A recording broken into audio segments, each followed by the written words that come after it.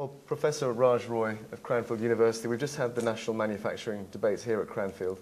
Full house, excellent panel session at the end, and some outstanding keynote speakers. What are your impressions now that the debate's been wrapped up? Well, thanks to manufacturer support and other colleagues, I'm very pleased with the event, and it went very well. But you know what really came out of that?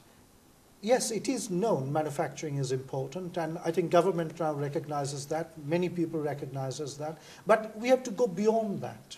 We have to go beyond the political rhetoric and ask a very honest question: what I do need to do myself, industry, government, in real terms. And that's what is discussed today. I'm very happy that we went to that level of detail. Some ideas came forward. For example, we talked about incentivization, whether it's right or wrong.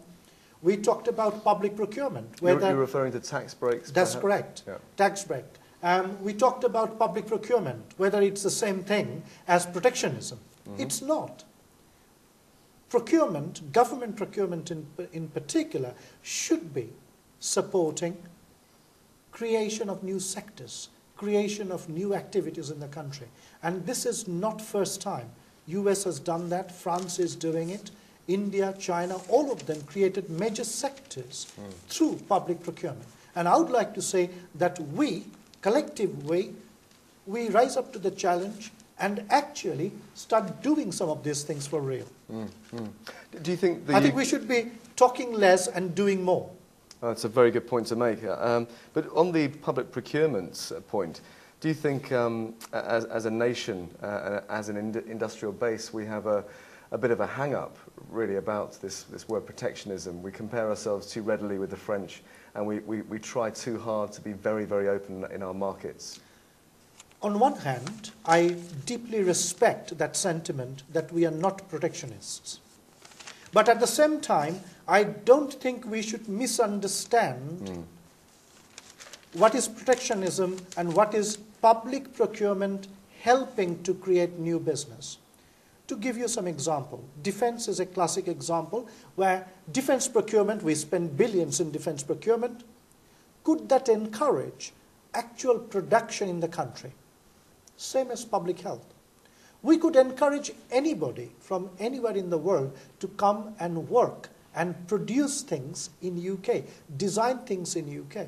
And there is definite reason for that. For example, countries, if they are physically located here with capital infrastructure, if they're physically located here with manufacturing plant, design studios, they are more in touch with the requirements of the people in this country. And that's fundamental in public health as well.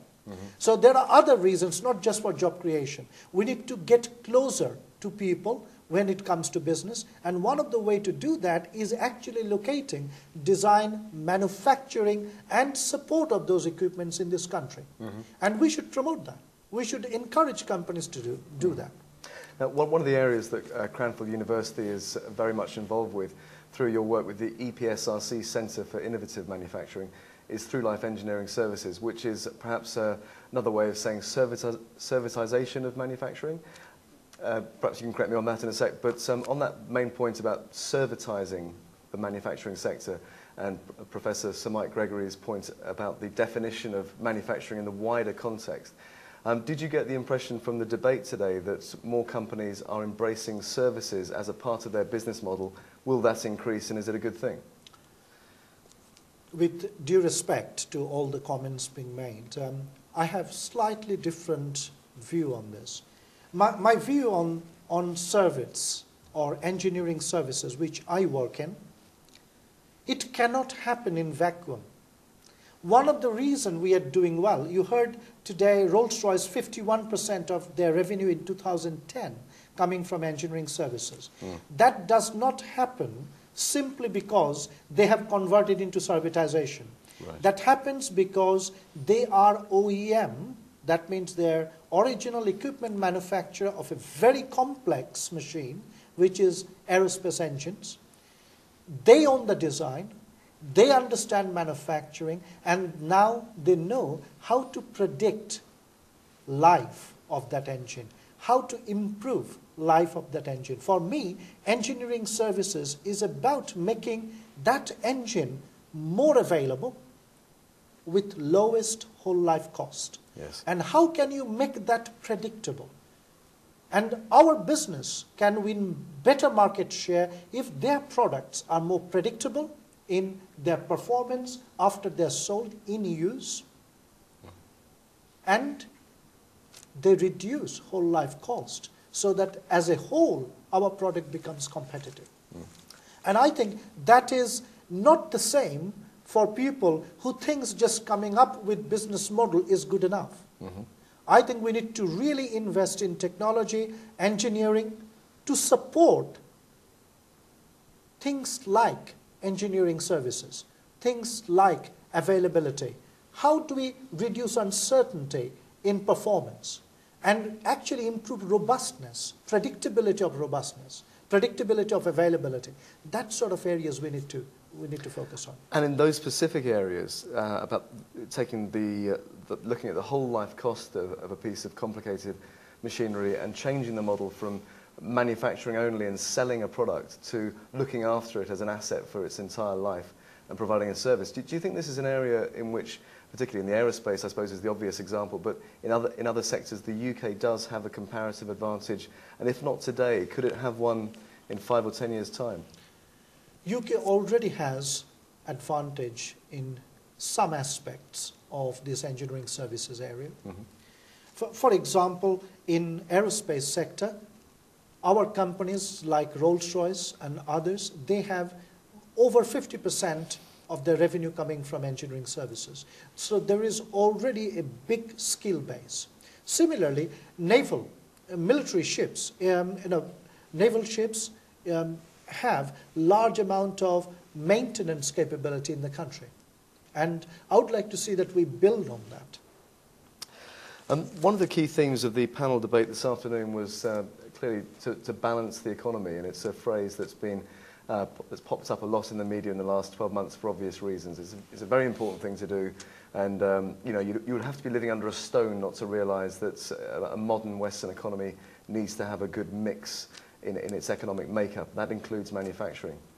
Did you feel that the debate drew out any interesting observations from the delegation as to how we can go about rebalancing the economy, given that manufacturing and engineering does have its issues in this country?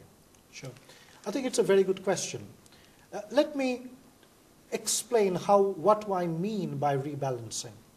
I think there are two aspects in rebalancing. One is rightly balancing the economy. That means mix of economy and where manufacturing can contribute in that mix, and what should be the relative proportion of contributions. There is also a rebalancing I'm very much passionate about, and that's about people. That's about job of people on the ground. We all know North-South divide in UK.